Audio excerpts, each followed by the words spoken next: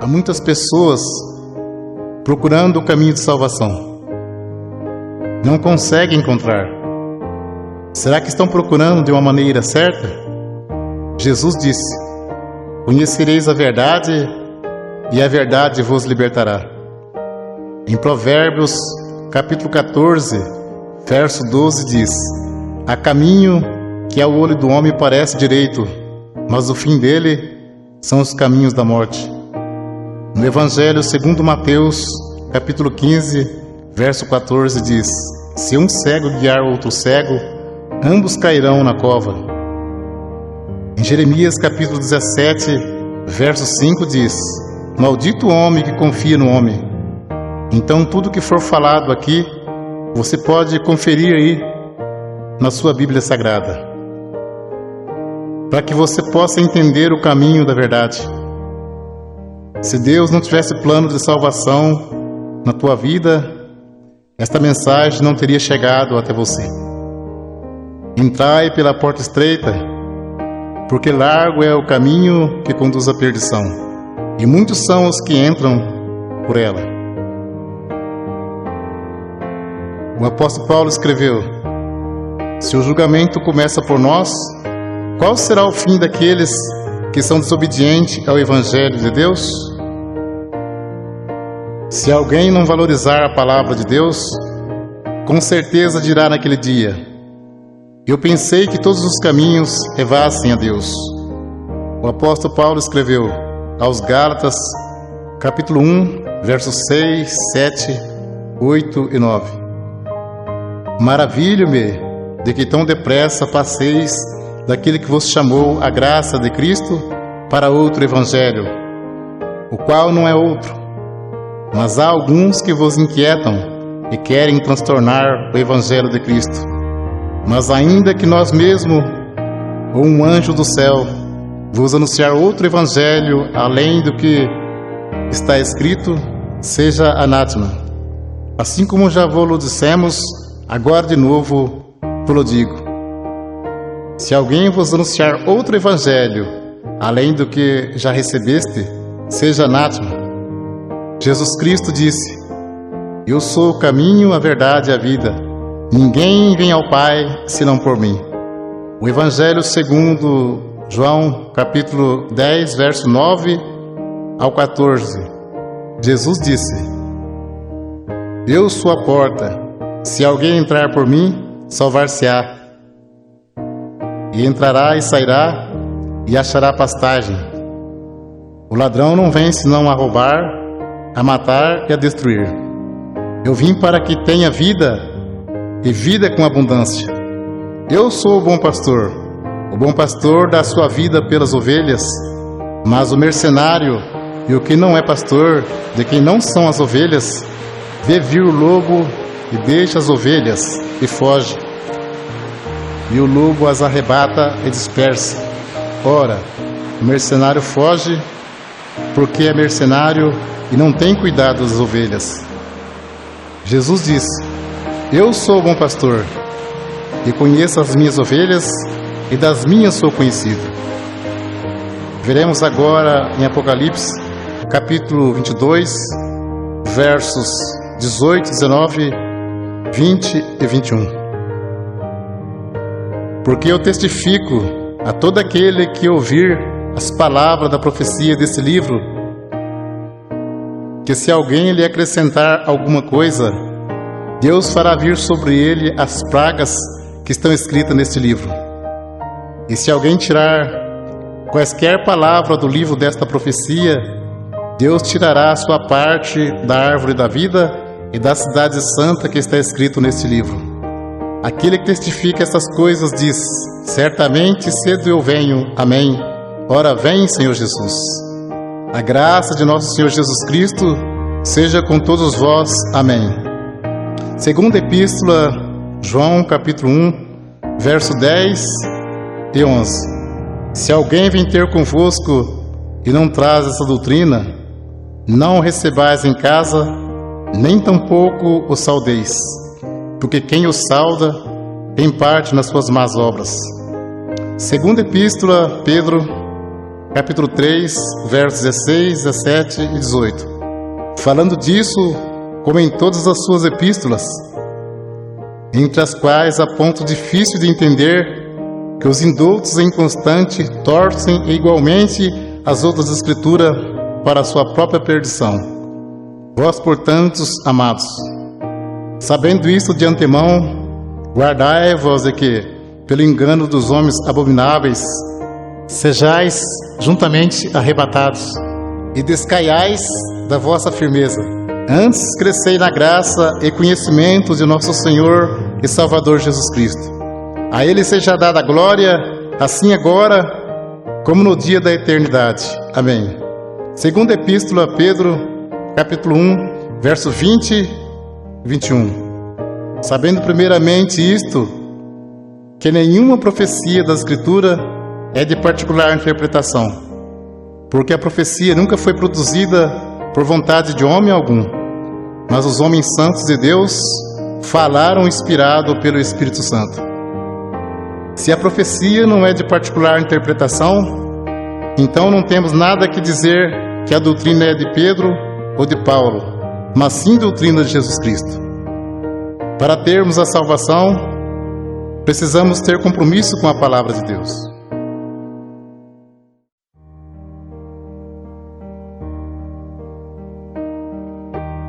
Vamos ver o batismo verdadeiro aos Efésios, capítulo 4, verso 4, 5, 6 e 7.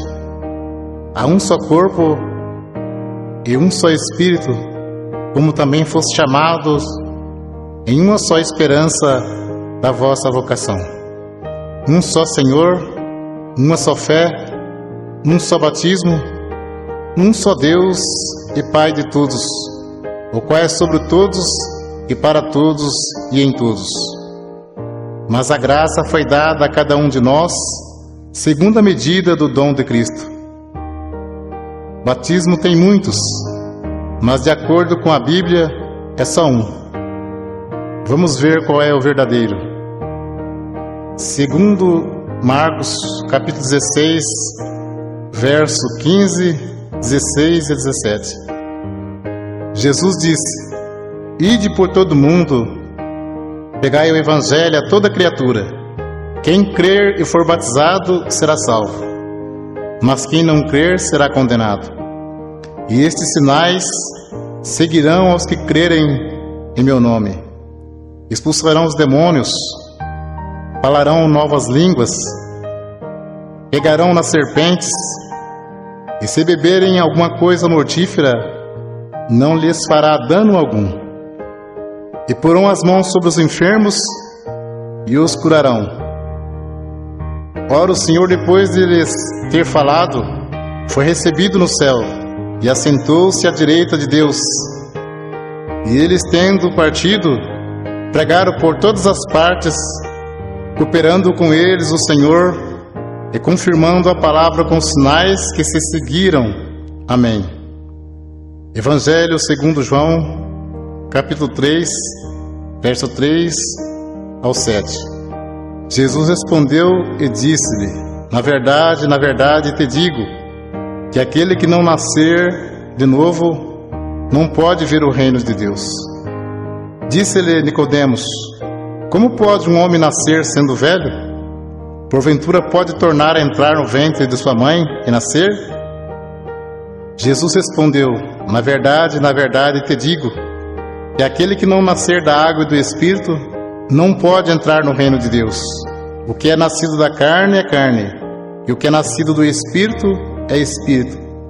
Não te maravilhes de ter dito: necessário vos é nascer de novo. O novo nascimento e a regeneração só se recebe pela fé em Jesus Cristo, que pelo nosso pecado foi entregue e ressuscitou para nossa justificação. Vamos ler agora quais palavras faladas no batismo, de acordo com a palavra de Deus. Atos dos Apóstolos, capítulo 2, versos 37, 38 e 39. As primeiras conversões.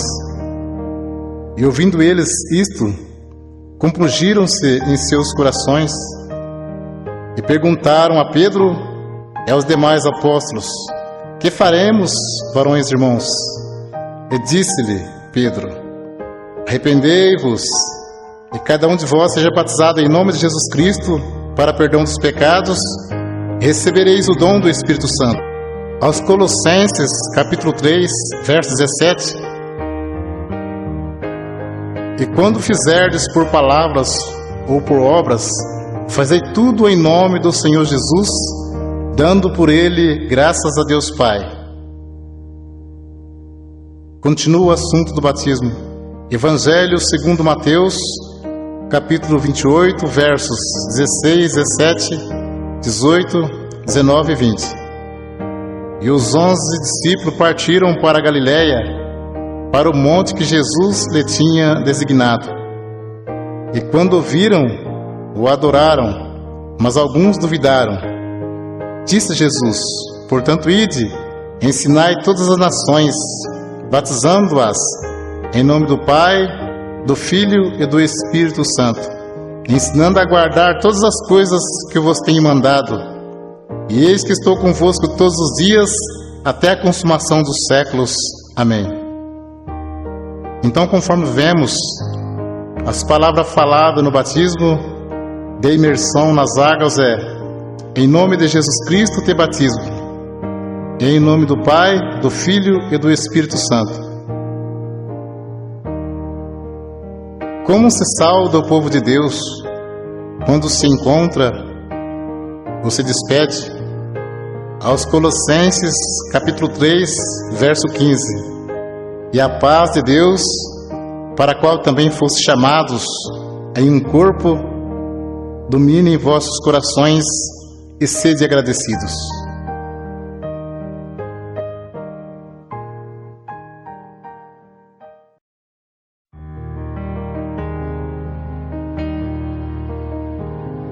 Vamos ver doutrina Santo Ósculo. Nós vamos ver qual é a Igreja de Cristo que diz na Sagrada Escritura. Aos Romanos, capítulo 16, versos 16, 17 e 18: saudai-vos uns aos outros com santo ósculo. As igrejas de Cristo vos saúdam. E rogo-vos, irmãos, que noteis os que promovem dissensões e escândalo contra a doutrina que aprendeste. Desviai-vos deles, porque os tais não servem a nosso Senhor Jesus Cristo, mas ao seu ventre, e com suaves palavras e lisonjas engana os corações dos simples. Também em primeira epístola a Pedro, capítulo 5, verso 14: saudai-vos uns aos outros com o ósculo de caridade. Paz seja com todos, vós que estáis em Cristo Jesus. Amém. Vamos ver agora a doutrina do véu. 1 aos Coríntios, capítulo 11: e louvo-vos, irmãos, porque em tudo vos lembrais de mim, e retende os preceitos como vou-lo entreguei.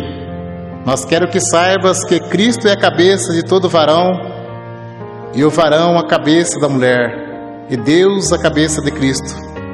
Todo homem que ora ou profetiza, tendo a cabeça coberta, desonra sua própria cabeça, mas toda mulher que ora ou profetiza com a cabeça descoberta, desonra sua própria cabeça, porque é como se estivesse rapada. Portanto, se a mulher não se cobre com o véu, tosquie-se também. Mas se para a mulher é coisa indecente tosquiar-se ou rapar-se, que põe o véu. O varão, pois, não deve cobrir a cabeça, porque é a imagem e glória de Deus, mas a mulher é a glória do varão. Porque o varão não provém da mulher, mas a mulher do varão. Porque também o varão não foi criado por causa da mulher, mas a mulher por causa do varão. Portanto, a mulher deve ter sobre a cabeça sinal de poderio por causa dos anjos. Todavia, nem o varão é sem a mulher, nem a mulher sem o varão no Senhor. Porque como a mulher provém do varão, assim também o varão provém da mulher. Mas tudo vem de Deus. Julgai entre vós mesmo. É decente que a mulher ore a Deus descoberta? Ou não vos ensina mesmo a natureza que é desonra para o varão ter cabelos crescidos? Mas ter a mulher cabelos crescidos lhe é honroso, porque o cabelo lhe foi dado em lugar de véu. Mas se alguém quiser ser contencioso, nós não temos tal costume, nem as igrejas de Deus. Até o texto diz como as mulheres devem se apresentar-se na igreja. Então é bem claro, ter a mulher cabelos crescidos lhe é honroso, porque o cabelo foi dado em lugar de véu. Então, se o cabelo é dado em lugar de véu, não pode cortar nem tosquear. Mas se para a mulher é coisa indecente tosquear-se ou rapar, que põe o véu. Se tivesse escrito somente do cabelo, não mandaria pôr, porque o cabelo já está no lugar. Uma cortina você põe e tira. O véu a mulher põe e tira. Uma pergunta: julgai entre vós mesmo. É decente que a mulher ore a Deus descoberta? Não. Para você entender mais fácil, aqui fala de 2 mandamentos. A mulher não pode cortar o cabelo, porque ter a mulher cabelos crescidos lhe é honroso, e tem que pôr o véu branco. Portanto, a mulher deve ter sobre a cabeça sinal de poderio por causa dos anjos. Tem que se cobrir com o véu quando for orar e profetizar. Vamos ler 1 Coríntios capítulo 14, verso 32 ao 37. Fala sobre a necessidade de ordem no culto, porque os espíritos dos profetas estão sujeitos aos profetas, porque Deus não é Deus de confusão, senão de paz. Como em todas as igrejas dos santos, as mulheres estejam caladas nas igrejas, porque lhes não é permitido falar, mas estejam sujeitas como ordena a lei. E se querem aprender alguma coisa, interroguem em casa seus próprios maridos, porque é indecente que as mulheres falem na igreja. Porventura saiu dentre vós a palavra de Deus?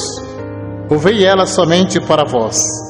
Se alguém cuida ser profeta ou espiritual, reconheça que as coisas que vos escrevo são mandamento do Senhor.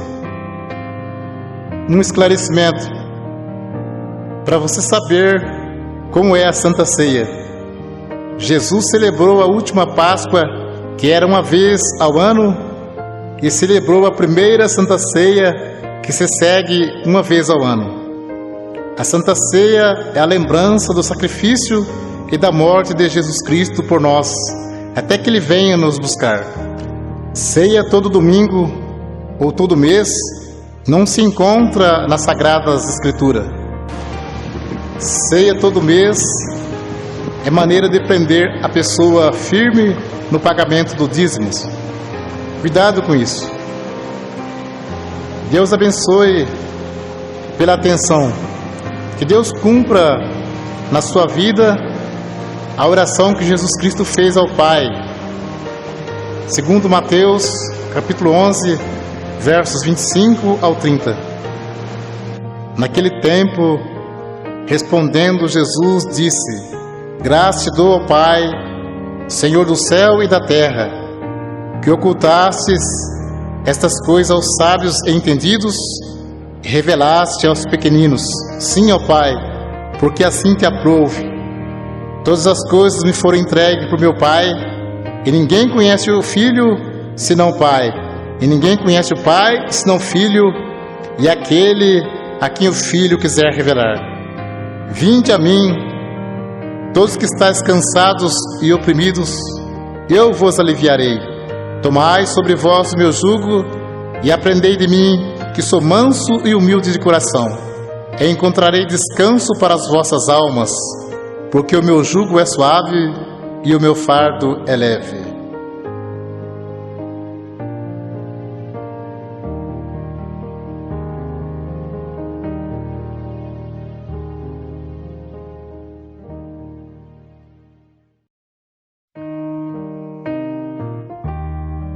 O assunto agora é sobre dízimos. Velho Testamento, Malaquias, capítulo 3, versos 8 e 10. Roubará o homem a Deus? Todavia vós me roubais e dizeis: em que te roubamos? Os dízimos e nas ofertas alçadas. Trazei todos os dízimos à casa do tesouro, para que haja mantimento na minha casa. E depois fazer prova de mim, diz o Senhor dos Exércitos, se eu não vos abrir as janelas do céu e não derramar sobre vós uma benção tal, que dela vos advenha a maior abastança. Alguém levava um animal perfeito e o sacerdote negociava o animal perfeito e sacrificava um animal imperfeito no lugar. Nisso que eles estavam roubando a Deus. Digo sempre, Deus não usa dinheiro. Coleta é para o próprio bem do povo de Deus. Se Deus não abrisse as janelas do céu e não mandasse chuva, a terra não produzia alimento. As tribos de Israel receberam herança, menos a tribo sacerdotal, que era a tribo dos levitas. Eles não receberam herança, então eles recebiam parte do dízimos para se manter. Por isso que dizia, trazer os dízimos para que haja mantimento na casa do tesouro. Não se tratava de dinheiro, mas de mantimento. Não há mais casa do tesouro. Jesus disse, minha casa é chamada por todas as nações casa de oração. Evangelho segundo Mateus, capítulo 10, versos 5 ao 10. Jesus enviou esses 12, ele ordenou dizendo, não ireis pelo caminho das gentes, nem entreis em cidade de samaritanos, mas ide diante as ovelhas perdidas da casa de Israel. E indo pregai, dizendo, é chegado o reino dos céus. Curai os enfermos, limpai os leprosos, ressuscitai os mortos, expulsai os demônios, de graça recebestes, de graça dai.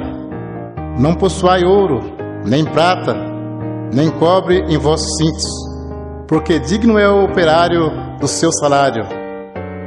Nem alforje para o caminho, nem 2 túnicas, nem alparcas, nem bordão, porque digno é o operário do seu alimento. Podemos cumprir com alegria a missão de anunciar o Evangelho da graça. Jesus já pagou a nossa salvação com o precioso sangue que Ele derramou no duro madeiro da cruz. Enviando o apóstolo disse, de graça recebeste, de graça dai. Não precisa explorar ninguém. A parte material, Deus tudo provê na nossa vida. Jesus Cristo, sendo Filho de Deus, não poderia vir desfazendo a lei de Deus. Tanto é que Ele foi circuncidado ao 8º dia, segundo o uso da lei. Foi levado ao templo para ser consagrado, segundo o uso da lei. E cumpriu celebrando a última Páscoa. Então Ele cumpriu a lei e trouxe a graça. A lei e os profetas duraram até João. A graça e a verdade vieram por Jesus Cristo.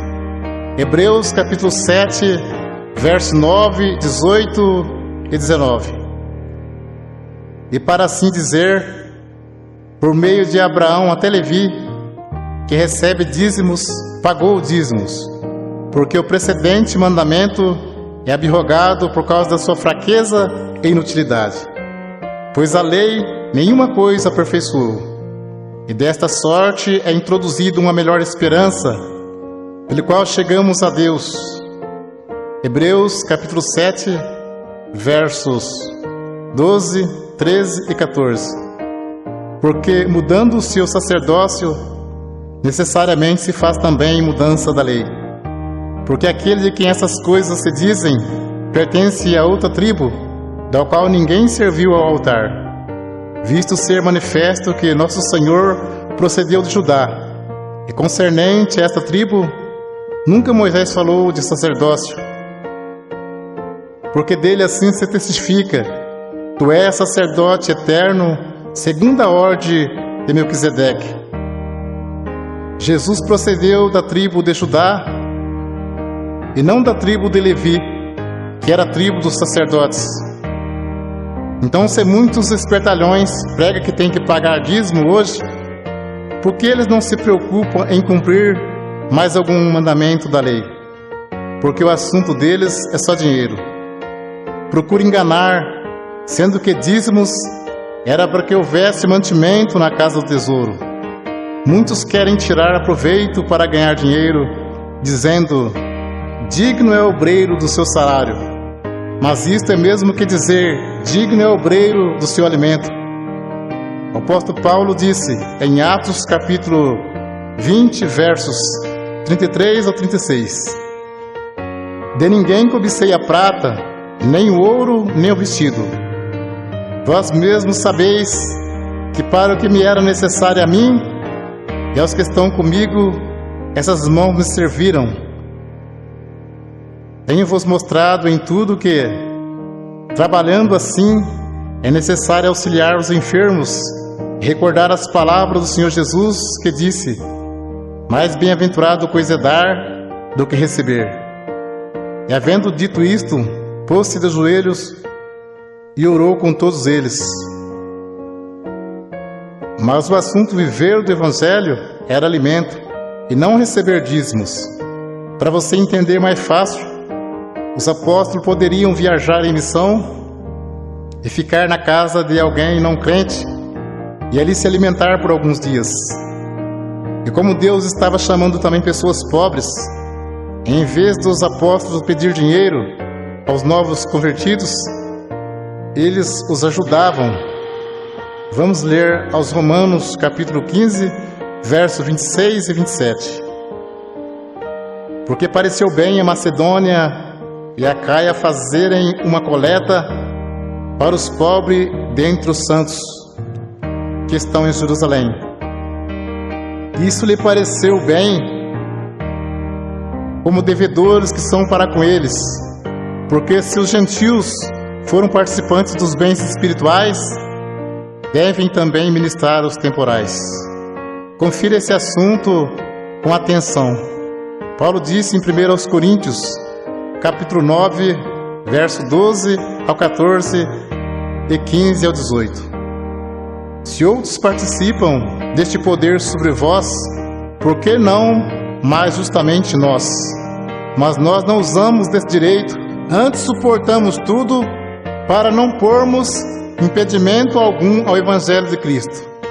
Não sabeis vós que os que administram o que é sagrado comem do que é do templo, e que os que de contínuo estão junto ao altar participam do altar? Assim ordenou também o Senhor aos que anunciam o Evangelho que vivam do Evangelho. Mas eu de nenhuma destas coisas usei, e não escrevi isso para que assim se faça comigo, porque melhor me fora morrer do que alguém fazer vã esta minha glória. Porque se anuncio o Evangelho, não tenho do que me gloriar, pois me é imposta esta obrigação. E ai de mim se não anunciar o Evangelho. E por isso, se eu faço de boa mente, terei prêmio. Mas se de má vontade, apenas uma dispensação me é confiada. Logo, que prêmio tenho que, evangelizando, proponha de graça o Evangelho de Jesus Cristo, para não abusar do meu poder no Evangelho. E Paulo disse: outras igrejas despojei, deixando de receber salário, para vos anunciar de graça o Evangelho de Jesus Cristo.